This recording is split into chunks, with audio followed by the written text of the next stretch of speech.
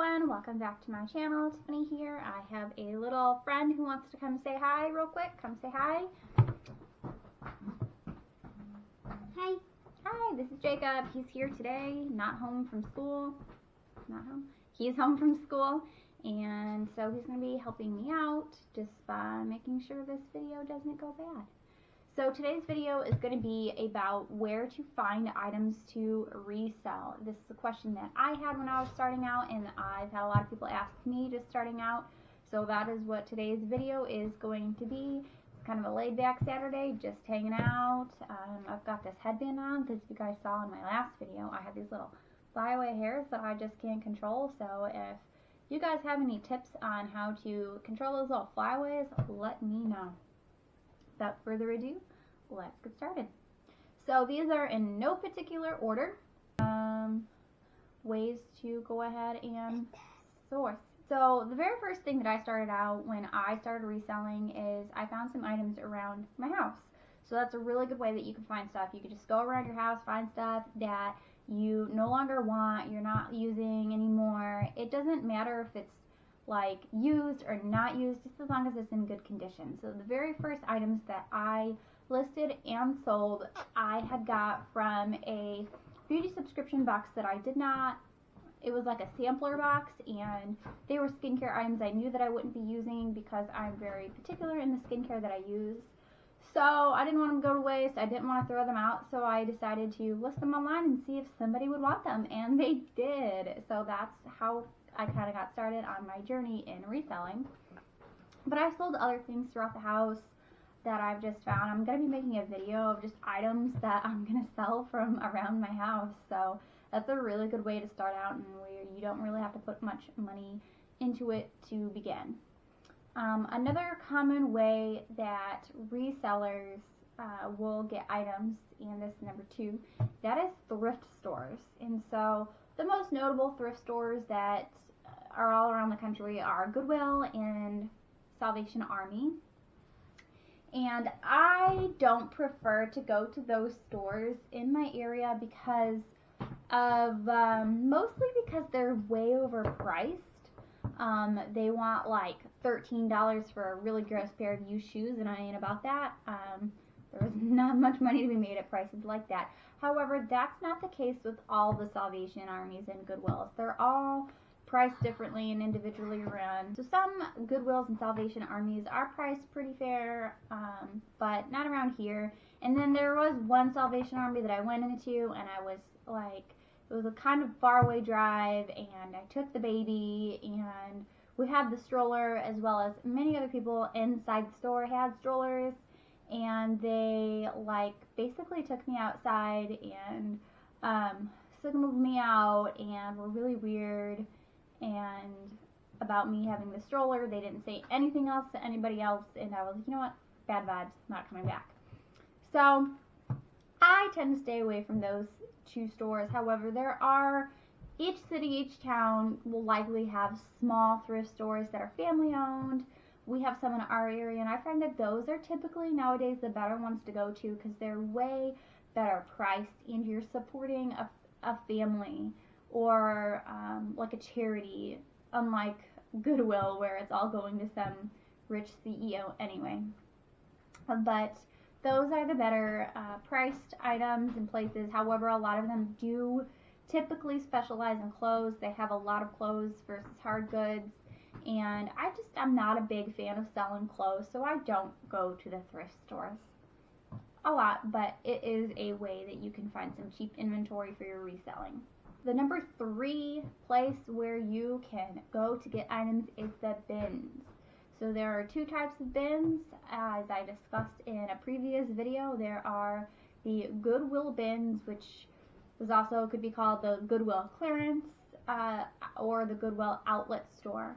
And so both types of bin stores will have like giant bins just filled with items, and they're not organized by any means. The Goodwill bins is just a bunch of items from the Goodwill store that's clearanced out, that sat on the shelves that nobody wanted, and typically the Goodwill bins are priced per pound. So they'll be like, hard goods are this much, electronics is this much per pound, and then they weigh it. there is a Goodwill bins near me. I've never been. It's in a sketchy part of the town, and I really just don't want to go and take the kids because it's not really a place for kids to be. So I will eventually go, just I have to find the right time. And then the Amazon bins, it's not always Amazon returns, but typically they are Amazon returns or liquidation, stuff like that. And those stores are much, much harder to find, but if you can find them, they are a really good spot to source for products. And when I say they're hard to find, it's because there's not as many around, and every store is individually owned, and they name them something different, and they typically don't have bins in the title. So unless you specifically know the name, you can't Google it or search, bin stores near me, because it won't come up that way. So we had one open up near us, and I didn't know about it for months because I didn't know what to search. I was searching and searching and searching, and I ended up finding about it word of mouth on a Facebook group that is like worldwide, a worldwide Facebook group, and I found out about the bin store near me. That's how I found out. But they have new items, gently open boxed items, some used items, and typically the Amazon bin stores will price by the day. So like for example, Mondays everything will be $15, and then Tuesdays everything will be $6, and then Wednesdays everything will be $4. Sometimes they go down to $1, sometimes they go down to 50 cents, sometimes they have a clearance day. Each store is ran a little bit differently as far as the pricing tiers go.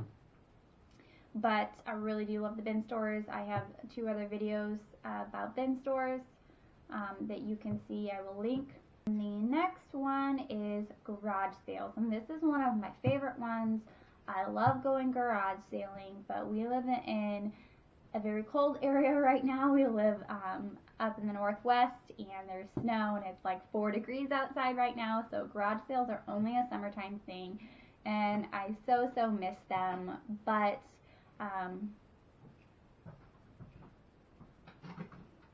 I so miss going to garage sales. It's really don't have any in the wintertime, but when we do go, we like to go on the weekends, and a lot of times we'll go as family, and it's just fun. You can have a budget when you go if you want. You don't have to have a budget, and then you just scan things or look up their comps, make sure that they're worth buying, and I will make a whole nother video on how to tell if something's worth buying in the near future. But garage sales are totally awesome, and a way to find garage sales, you could find them by driving around your neighborhood. A lot of times people will post signs around the neighborhood. Facebook Marketplace is a great way to find garage sales. People are advertising their garage sales on Facebook now. There is even an app that you can download on your phone. I actually think there's several of them depending if you're iPhone or Android. But there is an app that's like a garage sale finder. If people upload their garage sales on there, then you can find them that way too. But not many people know about that app, so it's good some of the time. Another good place that I have sourced quite a few products from is Facebook Marketplace itself. So people will post their items on Facebook for sale that they don't want to have for a garage sale, or it's winter time like it is now, so they can't sell their items in a garage sale. They'll post it on Facebook Marketplace. And so if you know what you're looking for, or you look up the sold comps, you can see whether or not it's worth picking up or not. And so Facebook Marketplace is a good way to purchase products for cheaper and then flip them for more money. And the last 2 places that we're going to talk about is liquidation or wholesale. And so that is partly what I do as well. That's what Lindy Glenn does. You just purchase wholesale lots or liquidation lots from suppliers, and then they're typically mixed. Sometimes there's multiple items, and then you sell them that way. They get them from a discount. You can purchase by the lot, by the pallet, by the truckload. And as far as where to find those products, there isn't really one set place. So Google will help you find anything you want to find. So you can Google liquidation outlets near me, or that type of thing. Facebook helps a lot. There's Facebook groups for practically anything. So if you are into something, like, just Google it under the Facebook group search. So there are plenty of groups out there where you can purchase products on Facebook. You really just have to do your research on your location, where you live, and what kind of items you're really wanting. You just search it. Like, search what you're looking for and then do your research. Find out before you purchase, maybe find out, like, look up the company, see if there are any reviews, bad reviews, good reviews, and just do a little bit of research on the company before you purchase from them. And then the last place that we're going to talk about is retail and online arbitrage. And so that is where you buy something typically on clearance or like a super sale, and then you flip it. So you can go into Walmart and go to the clearance section and pick up some video games on clearance and turn around and sell them on eBay, Mercari, Facebook for a higher price. And don't always assume that just because you can walk into Walmart and get it that everybody can. So don't necessarily assume that nobody's going to want it for the higher price, because not everybody has access to that game. Not everybody has access to that store. Some items are regional. So there is a market out there. You just have to see what the market is before you purchase anything. I highly recommend searching the sold comps. You don't want to just see what's listed on your marketplaces, but you want to see if they are actually selling and how much they are selling for, because there could be items listed for $3,000. Don't get all excited, because if you look in the sold comps, they could only be selling for $1,000. It's what people are willing to pay. And online arbitrage is the same thing, where you can buy deals on Amazon really cheap or clearance on many websites and then sell them for higher, maybe to people who don't have access to them. So those are my places that you can get products. Like I said, if you are wondering where to get anything, just Google, search. YouTube is very helpful. YouTube is a search engine. If you want to learn something, search on YouTube. If you want to find something near you, Google it. If you want to see what something is selling for, check your sold items on your platforms. That is all I have for you guys today. So if you like this video, go ahead and give it a thumbs up. Go ahead and subscribe if you're not already subscribed and you like to see my content. And I will see you next time. Goodbye.